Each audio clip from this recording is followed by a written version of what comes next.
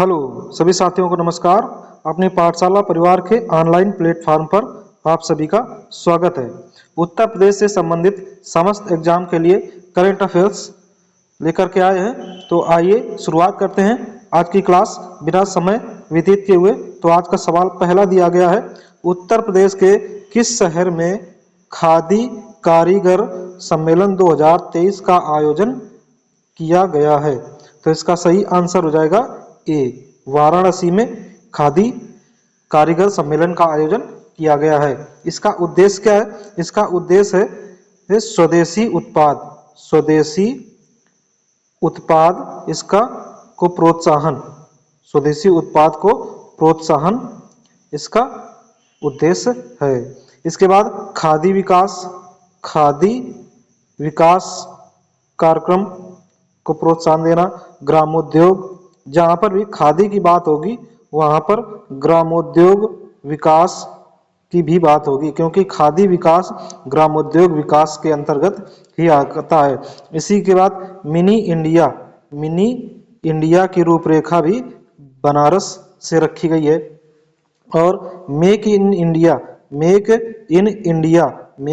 India के तहत इसको ग्लोबलाइज करना है कि जितने भी भारतीय अप्रवासी व्यक्ति हैं जो भी विदेशों में रहते हैं, वो सभी जब इसका डिमांड करेंगे तो इसका उत्पादन और वैश्वीकरण होगा। इसी के साथ अगला प्रश्न है,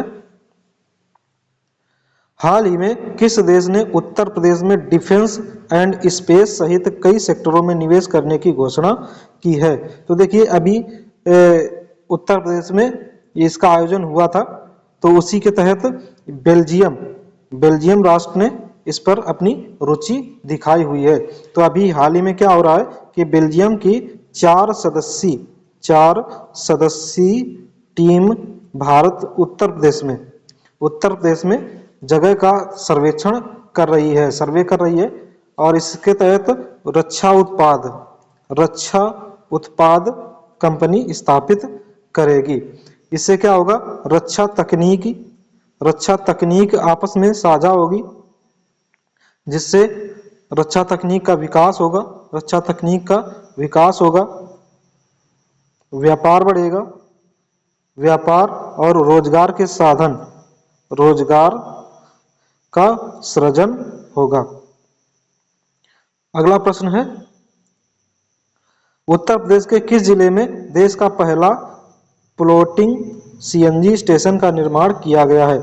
तो देखिए ये उत्तर प्रदेश का पहला होगा, यूपी का फर्स्ट, इंडिया का भी फर्स्ट होगा, इसके साथ साथ ये वर्ल्ड का भी फर्स्ट होगा। तो ये है क्या, ये फ्लोटिंग तैरता हुआ सीएनजी स्टेशन, और ये कहाँ पर? तो ये भी बनारस में ही इसकी शुरुआत की गई है। इसका उद्देश्य क्या है? इसका उद्देश्य है हरित विकास को बढ़ावा देना। इसमें क्या होगा, ये सीएनजी पंप गंगा नदी में स्थापित किया जाएगा, और ये कहाँ से? वाराणसी के रविदास घाट से में इसको शुरू किया जा रहा है। और इसमें सहयोग कौन कर रहा है? तो इसमें gas authority of India limited GAIL इसमें सहयोग कर रहा है। अभी इसके तहत 18 करोड़ रुपए का निवेश किया जा रहा है, जबकि इसका कुल निवेश 300 करोड़ रुपए का बजट रखा गया है। तो इसका सही आंसर क्या हो जाएगा? फ्लोटिंग सीएनजी स्टेशन कहाँ पर? वाराणसी में। और ये उत्तर प्रदेश, भारत और वर्ल्ड का प्रथम फ्लोटिंग सीएनजी स्टेशन होगा। अगला प्रश्न है, भारतीय तटरक्षक बल ने किस राज्य में 9वां राष्ट्रीय प्रदूषण प्रतिक्रिया अभ्यास आयोजित किया है? तो देखिए इसका सही आंसर क्या हो जाएगा? इसका पश्चिमी भारत मतलब गुजरात इसका सही आंसर हो जाएगा।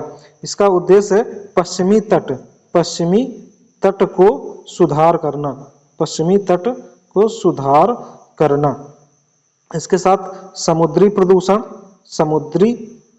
समुद्री प्रदूषण नियंत्रण व निगरानी पर जोर देना। इसी के साथ जो समुद्र में तट पर तेल रिसाव होता है, तेल रिसाव की समस्या का समाधान करना। और ये प्रशिक्षण कार्यक्रम है। इसके साथ ब्लू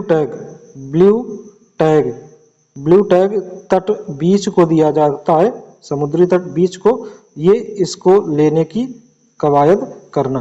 तो इसका सही आंसर क्या हो जाएगा? राष्ट्रीय प्रदूषण प्रतिक्रिया 9वां अभियान कहाँ चालू हुआ? तो ये गुजरात में चालू हुआ। अगला प्रश्न है, हाल ही में किस केंद्रीय मंत्रालय ने एक भारत श्रेष्ठ भारत पहल के तहत युवा संगम के तीसरे चरण की शुरुआत की है? तो कह रहा है युवा संगम के तीसरे चरण। तो इसका सही आंसर क्या हो जाएगा? तो इसका सही आंसर हो जाएगा ए, शिक्षा मंत्रालय इसका सही आंसर हो जाएगा। तो ये थर्ड चरण है, थर्ड चरण। और इसकी शुरुआत कहाँ से हुई है?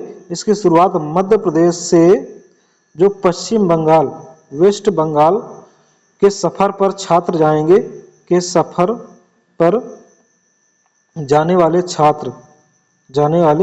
छात्र की जो टीम है वो टीम 50 लोगों की है। तो इसमें एक बार में 50 लोग 50 छात्र प्रशिक्षित हो सकते हैं।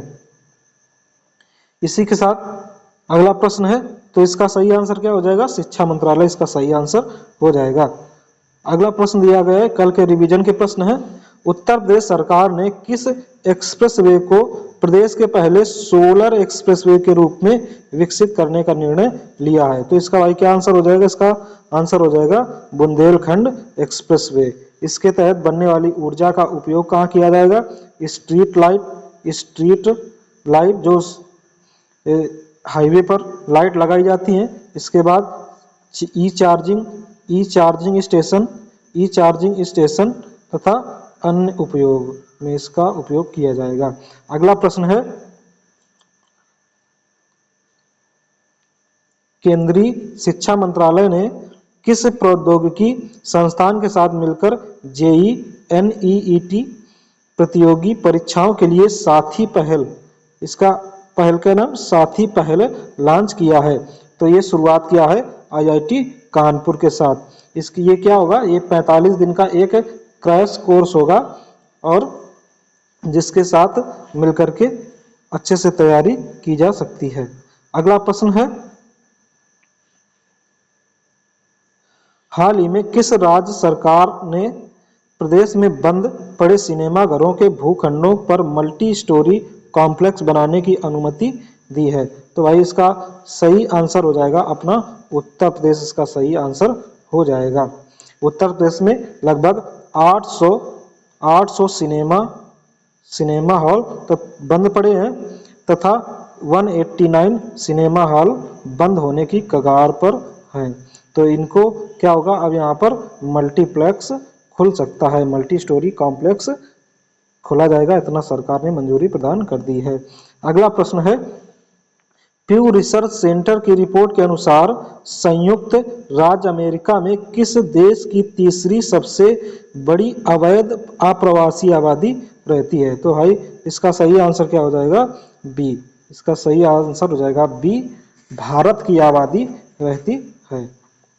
अगला प्रश्न है, हाल ही में किसने वैश्विक व्यावसायिक लेखाकार सम्मेलन 2023 का उद्घाटन किया है?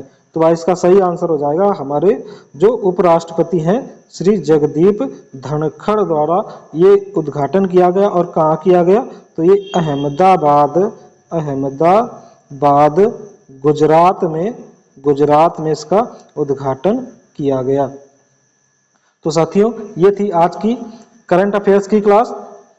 आशा करते हैं वीडियो पसंद आया होगा, तो चैनल को सब्सक्राइब करें, चैनल पर नए हैं तो चैनल सब्सक्राइब करें। इसी के साथ मिलते हैं नेक्स्ट वीडियो में, तब तक सभी अपना ख्याल रखें, पढ़ते रहें। सभी को जय हिंद।